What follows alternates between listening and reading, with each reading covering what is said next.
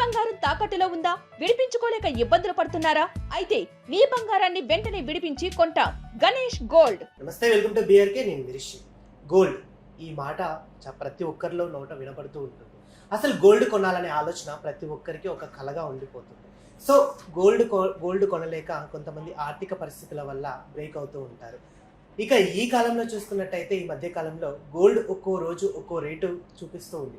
ఒకరోజు 1,00,000 అని, ఒకరోజు 90,000 ఒకరోజు 95,000 ఇలా ప్రతిరోజు ఒక వార్త వినిపిస్తూనే ఉంటుంది. మరి అలా ఎందుకు జరుగుతుంది? గోల్డ్ నిజంగా ఒక స్థాయిలో ఉంటుందా? ఒకే రేటుగా ఫిక్స్ అయ్యి ఉంటుందా? లేకపోతే మళ్ళీ తగ్గే ఛాయిస్ ఉందా?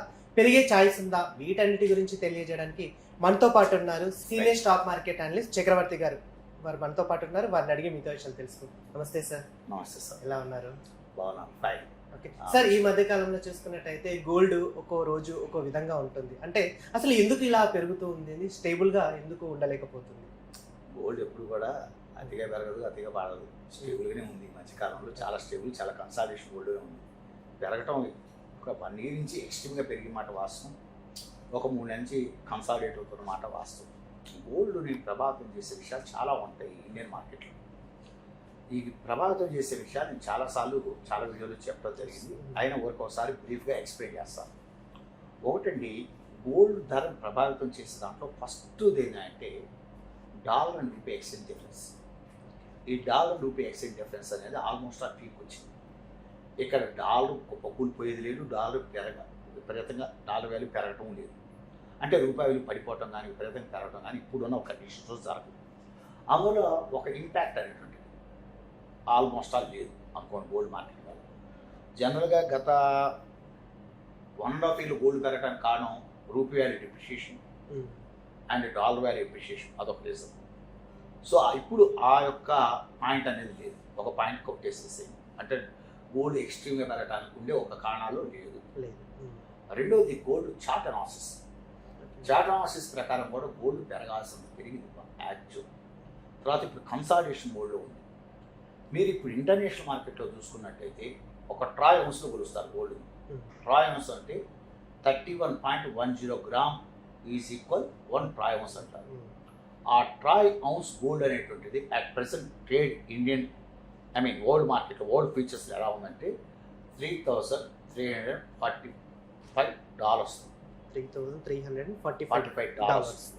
$45 ట్రేడ్ అవుతుంది ఇప్పుడున్న పరిస్థితులు. ఇది మేబీ కన్సాలిడేషన్ మోడ్లో నుంచి బయటకు వస్తే ఇమ్మీడియట్ అప్వర్డ్ ఛాన్స్ అవుతుందంటే $100 వరకు ఖచ్చితంగా పెరుగుతుంది.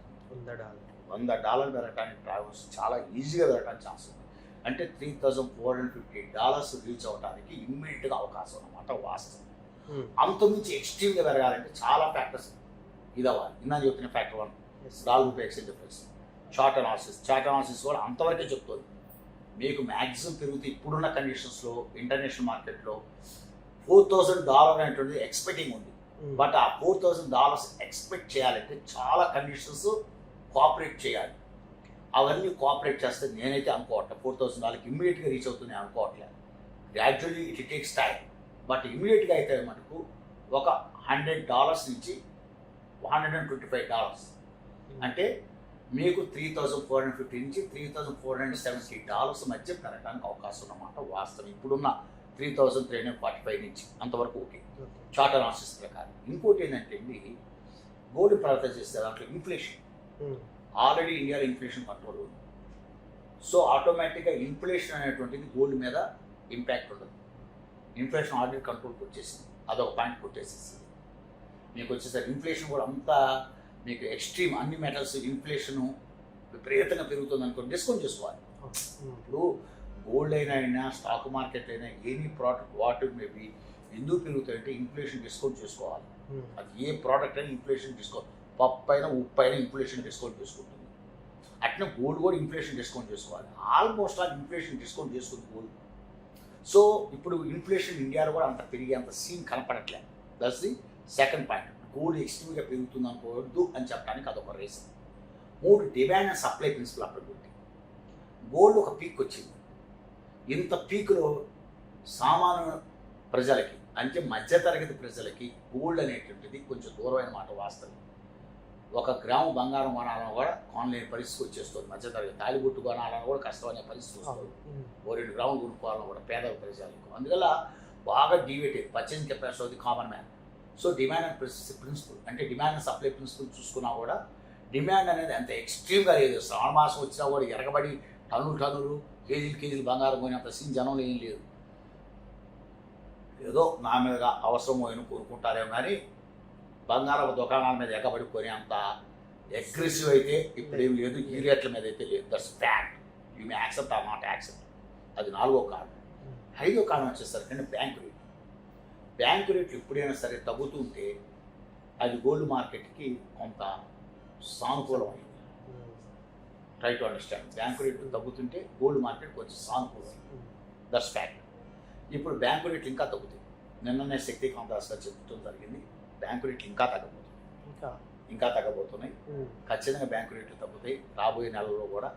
అందువల్ల అది కొంత గోల్డ్ మార్కెట్కి, ఎందుకంటే వడ్డీ రేట్లు తగ్గిపోతున్నాయి అనుకోండి, ఆటోమేటిక్ ప్రజలు ఏమనుకుంటారంటే కొంత గోల్డ్ వైపు కన్వర్ట్ అవుతారు. ఇన్వెస్ట్మెంట్స్, డిపాజిట్లు, అదొక్కటి సానుకూలం. ఎందుకంటే ఎప్పుడైనా సరే వడ్డీ రేట్లు తగ్గుతుంటే గోల్డ్ రేట్లు మీద దానికి కొంచెం పెరగడానికి అవకాశం ఉంటుంది. వడ్డీ రేట్లు పెరిగిపోతుంటే గోల్డ్ కొంచెం ధర తగ్గడానికి అవకాశం ఉంటుంది. ఇప్పుడు భారతదేశంలో ఉండేసరికి వడ్డీ రేట్లు తగ్గే మూడు ఉన్నాయి, పెరిగే మూడు లేదు. అదొక్కటి సానుకూలమైన అంశం గోల్డ్కి. ఇంకొక సానుకూలమైన అంశం ఏంటంటే అండి, 6వ కారణం డాలర్. ఇప్పుడు ఇంటర్నేషనల్ కరెన్సీ ఏంటి? డాలర్. అమెరికా సూపర్ పవర్ అవడానికి కారణం ఏంటి? What is the main strength of the US అంటే dollar is the international currency. World currency ఏదంటే డాలరేగా. సో ప్రతి దేశం కూడా మీకు ఫారిన్ ట్రేడ్ చేయాలన్నప్పుడు కొంత వాళ్ళ కరెన్సీని డాలర్లో కన్వర్ట్ చేసుకోవాలి. అందులో ప్రతి దేశం కూడా డాలర్ కొంత రిజర్వ్గా పెట్టుకుంటున్నారు. అయితే ఆ గోల్డ్ నుంచి కొంత గోల్డ్ బయటకు వస్తుంది. దానికి సింపుల్ ఎగ్జాంపుల్, మన గవర్నమెంట్ ఆఫ్ ఇండియా డాలర్ పక్కన పెట్టుకుంటావు. ఎప్పుడైనా ఇంటర్నేషనల్ మార్కెట్లో టు బై ది, అర్థమైందా? ఇంటర్నేషనల్ మార్కెట్లో వెళ్ళినప్పుడు మనం ఏదైనా ఇంపోర్ట్ చేసినప్పుడు డాలర్లో పేమెంట్స్ అడుగుతారు. Try to understand. ఇప్పుడు మనం ఏం చేస్తున్నాం అంటే డాలర్లో కొంత పెట్టుకుంటాడు అందరూ.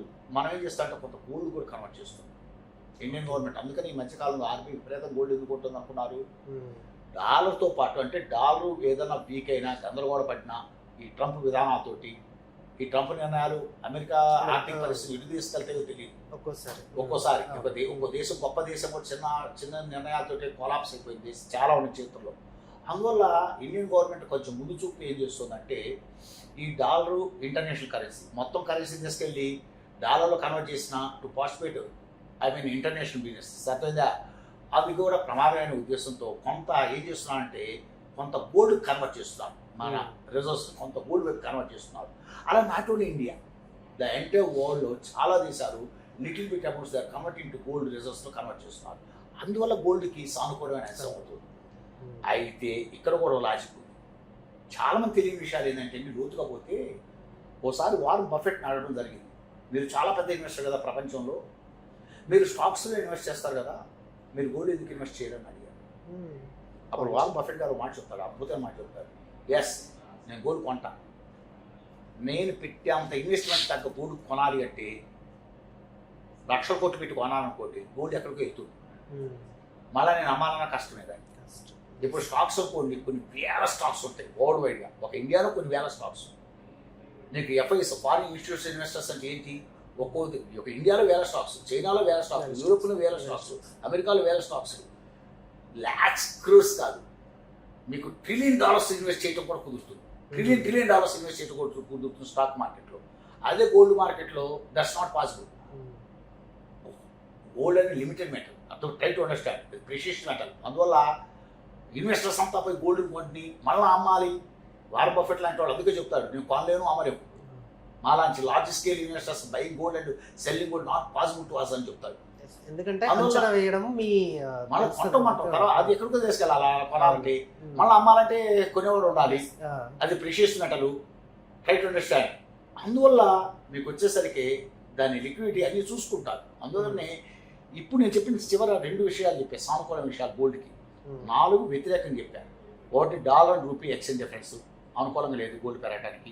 2 చార్ట్ అనాలిసిస్, ఒక $120 వరకు పెరగడానికి, 100 నుంచి $120 వరకు పెరగడానికి ఛాన్స్ ఉంది. అంతవరకు లిమిటెడ్ ఉంది, పెరగడానికి ఛాన్స్ ఉంది as by my chart analysis okay international మార్కెట్లో. తర్వాత వచ్చేసరికి రెండోది వచ్చేసరికి demand and supply principle. Over demand ఏం లేదు. 4 ఇన్ఫ్లేషన్ ఆల్రెడీ డిస్కౌంటెడ్. 4 వ్యతిరేకమైన అంశాలు ఉన్నాయి గోల్డ్కి. 2 సానుకూలమైన అంశాలు. ఒకటి వడ్డీ రేట్లు తగ్గుతున్నాయి. రెండోది గవర్నమెంట్స్ అనేటువంటి వరల్డ్ వైడ్గా గవర్నమెంట్స్ అనేటువంటివి రేపు పొద్దున డాలర్ ఏదన్నా తేడా పడితే మన పరిస్థితి ఏంటి? డాలర్ మరీ మోనోపరిగా ఉంది. అందువల్ల కొంత they convert the currencies into gold కొంత కన్వర్ట్ చేస్తున్నారు. అలా మళ్ళీ అక్కడ కూడా ఇంకొక ఇది చెప్పారు, ఎంతవరకు ఇన్వెస్ట్ చేయగలరు గోల్డ్లో, దానికి కొన్ని పరిమితులు ఉన్నాయి. ఆ పరిమితులు లోబడి ఇన్వెస్ట్ చేయాలి. తర్వాత మళ్ళీ చాలా కష్టం దాన్ని చేయాలని కూడా. సో ఇట్లా చాలా చాలా so many factors increase the gold. ఏదో తెలిసి తెలియకుండా అర్థంగా 2 లక్షలు అయింది, 3 లక్షలు అయింది, ఏదో ఇదిగో బదాలు కూర్చొని ఇది పడితే చెబుతుంటారు. అర్థమైందన్న తమ్ముడు, ఇక్కడ ఒక ఎనాలిసిస్ చేసి చెబుతున్నాం అంటే ఎంతో డేటా సేకరించి ఎంతో దాని మీద కసరత్తు చేసి ఎన్నో చార్ట్లు ఎన్నో అనాలిసిస్ చేసి మేము చెబుతుంటాం. పర్టికులర్ ఇన్ఫర్మేషన్ మీ దగ్గర పర్టికులర్గా మేము ఏంటంటే చాలా ఎక్సర్సైజ్ చేసి దాని మీద ఒక వీడియో ఒక ఇంటర్వ్యూ ఇస్తాం అంటే చాలా ఎక్సర్సైజ్ చేసి చాలా చూసి ఎన్నో విషయాలు పరిగణలో తీసుకొని మేము చెబుతాం. అర్థమైందా? ఆడెవడో అర్థమైందా వచ్చి 3 లక్షలు అయింది, 4 లక్షలు అయింది, అది గోల్డ్ ఎట్టయింది, ఎట్టపోయింది, 1,50,000 వెళ్ళిపోయింది ఒకటి అంటాడు, వెంటనే 2 లక్షలు అయిపోయింది ఇంకోటి అంటాడు. What is nonsense? అలాంటి వాళ్ళకు మీరు ఇచ్చే సమాధానం ఏంటి సార్? గోల్డ్ ఎక్స్ట్రీమ్గా ఇప్పుడు పెరిగే కండిషన్స్లో మీకు 2004 నుంచి 2005 మధ్య ఈ 1 ఇయర్లో పెరిగినంత ఎక్స్ట్రీమ్గా గోల్డ్ పెరుగుతుందని నేనైతే ఎక్స్పెక్ట్ చేయట్లేదు.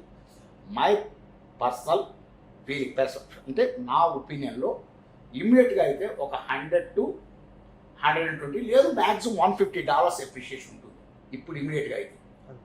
అంతకు మించి ఎక్స్ట్రీమ్ అప్వర్డ్స్ గోల్డ్లో ఉంటాయి అనుకోవట. $4,000 కూడా కొంత టైం తీసుకోవాల్సిందే. టైం తీసుకోకుండా $4,000 రీచ్ అవ్వడం కూడా not an easy like this conditions. These are my ideas and my opinion. That's all. Okay. Thank you, Mr. Teja, for giving this opportunity to you and your BRK channel. That's all. Thank you. Thank you, sir. Giving this opportunity. Thank you so much, sir. చాలా valuable information ఇచ్చారు. Thank you so much. Thank you.